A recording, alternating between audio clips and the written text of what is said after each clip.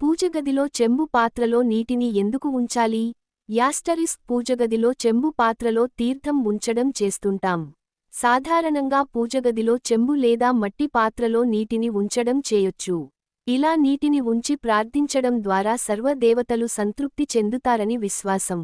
మహా నైవేద్యం కంటే నీటిని ఉంచి పూజించడం ద్వారా దేవతలు సంతృప్తి చెందడంతో పాటు కోరిన వరాలను ఇస్తారని ఆధ్యాత్మిక పండితులు అంటున్నారు. రాగి చెంబులో మంచినీటిని ఉంచి మంత్ర పఠనం చేశాక ఆ నీటిని సేవించడం ద్వారా అనారోగ్య సమస్యలుండవు. ప్రతిరోజు పూజ సమయంలో నీటిని ఉంచి తీర్థంగా సేవిస్తే సమస్త దోషాలుండవు. ఈ నీటిని రోజు మార్చి రోజు చెట్లకు పోయడం చేస్తుండాలి. ఇలా చేస్తే ఆ ఇంట ఉన్న నెగటివ్ ఎనర్జీ దూరమవుతుంది. అలాగే పూజ చేసేటప్పుడు గంటను మోగించడం కూడా దుష్ట శక్తులను, ప్రతికూల శక్తులను పారద్రోలేందుకేనని ఆధ్యాత్మిక పండితులు అంటున్నారు.